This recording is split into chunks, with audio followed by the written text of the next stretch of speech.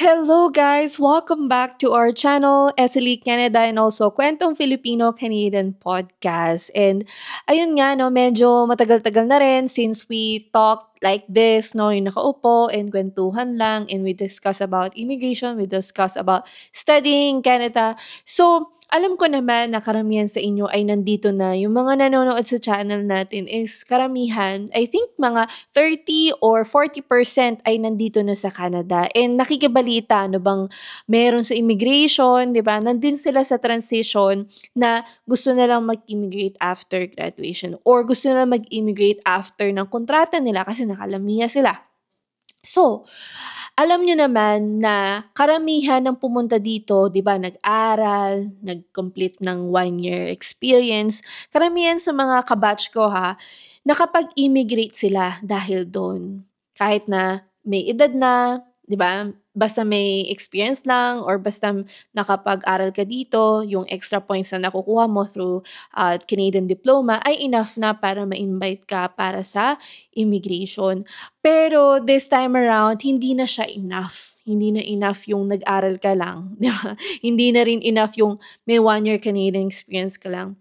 So, gusto ko din i-highlight itong 2 things na gusto kong banggitin in this video na pagtuunan nyo rin ng pansin. Kasi malaking tulong ito para ma-invite kayo for immigration. Kahit noon pa man, itong dalawang babanggitin ko sa inyo, malaking tulong na rin talaga to para ma-invite kayo. Di lang to masyadong pinapansin noon kasi nga hindi kinakailangan. Pero this time, kailangan nyo ng pagtuunan ng pansin ito. Ito yung number 1, yung inyong English test at ang number 2, yung mag-aral ka ng French.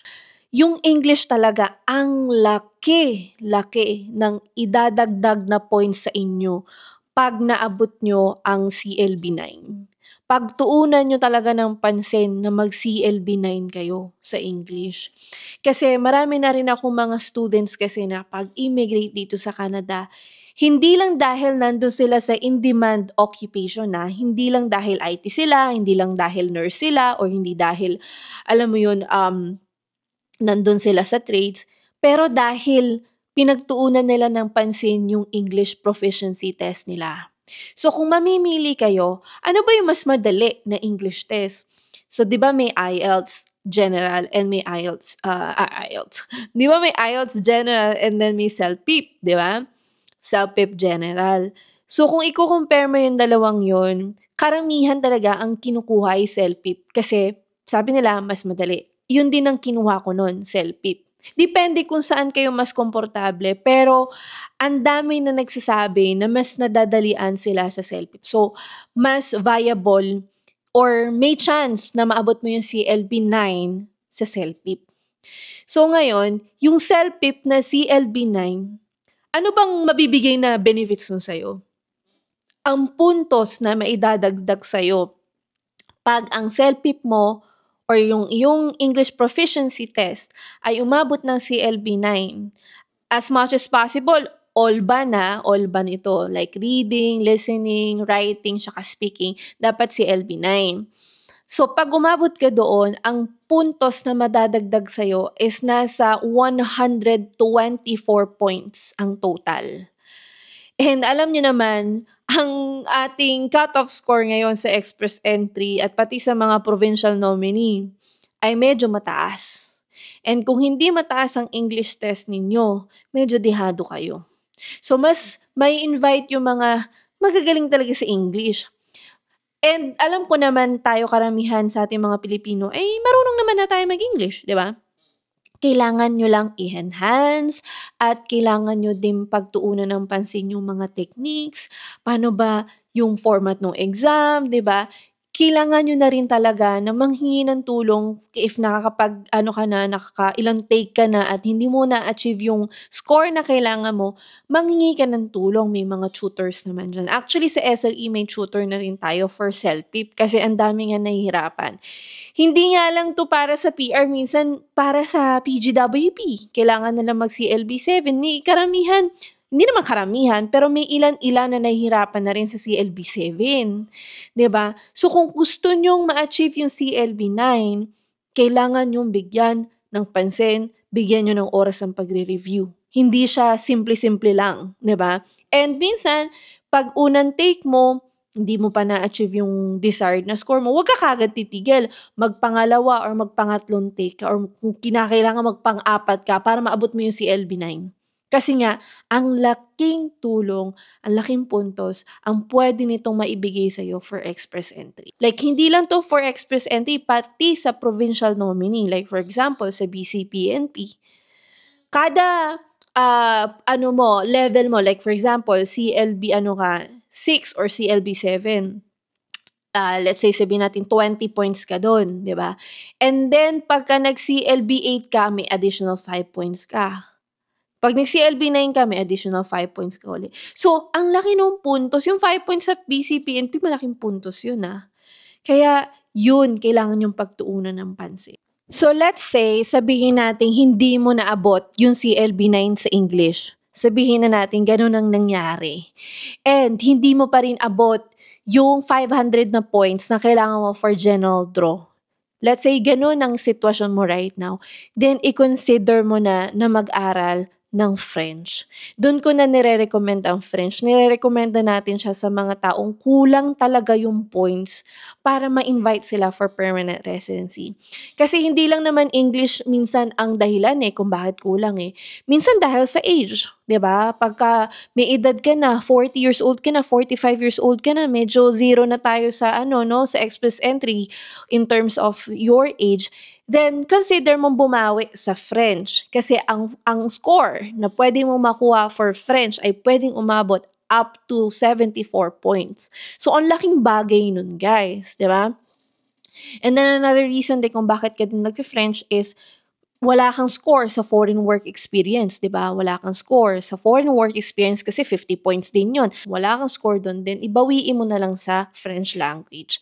And if ang inyong occupation is wala sa mga category like healthcare, trades, education, wala sa mga categories na yon, then yon, i-consider mong pumasok sa French category kasi mas mababa yung cut-off score na kailangan mo.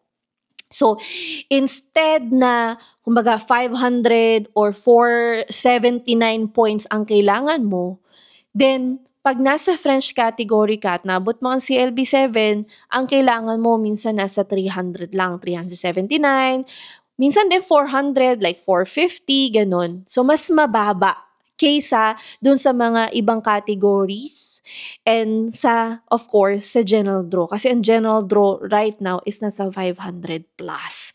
So, mahirap yung abutin kung ang English mo ay hindi umabot ng CLB 9 at medyo kulang ang age, kulang din score mo sa foreign work experience. Mahirap yung abutin yung 500 Kaya, doon mo i-consider na mag-aral na ng French. And I know na hindi ito madali. Kasi syempre, mag-aaral ka ng bagong lingwahe, di ba? Hindi naman ganun kadali yun. Mag-ABCD ka na naman para kang kinder mag-start from scratch. So, bigyan mo yung sarili mo ng time at bigyan mo ng oras ito.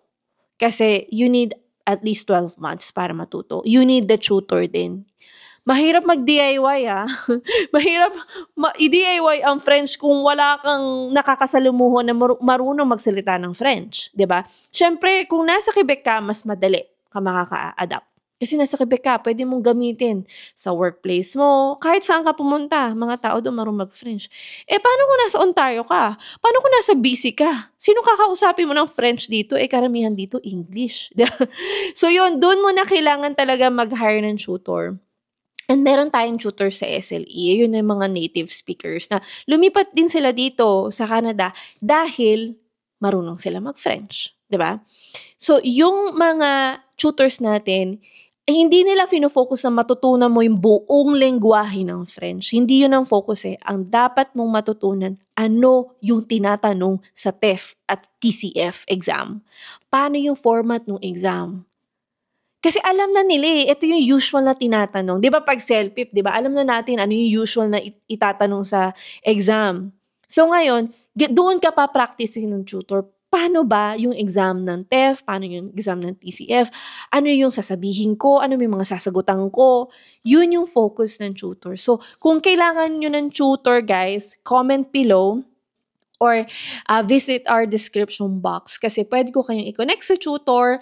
Meron tayong discovery call din para malaman nyo ano yung mga different types or approach or teaching method ng ating mga tutor sa French. And may tutor din tayo sa CELPIP pag kailangan nyo talaga ng tulong, hindi na kinakaya ng powers ninyo, and then magpaturo na sa ating mga tutors. And mga tutors natin sa CELPIP, mga international students din sila. And talaga namang bonggang-bongga ang score nila sa kanilang CELPIP. And ang gusto natin mangyari is maturuan kayo kung paano nila na-achieve yun. Anong ginawa nila? Anong ginawa nilang pagre-review? Anong mga materials na ginamit nila? So, yun yung kailangan ninyong malaman. So, hopefully, nakatulong itong video nito para ma-enlighten kayo na hindi lang enough na nakapag-aral ka sa Canada, hindi enough na may Canadian experience ka. Kailangan nyo ng pagtuunan ng pansin ang English and French. Thank you guys for watching this video, and I'll see you in the next one. Bye, guys!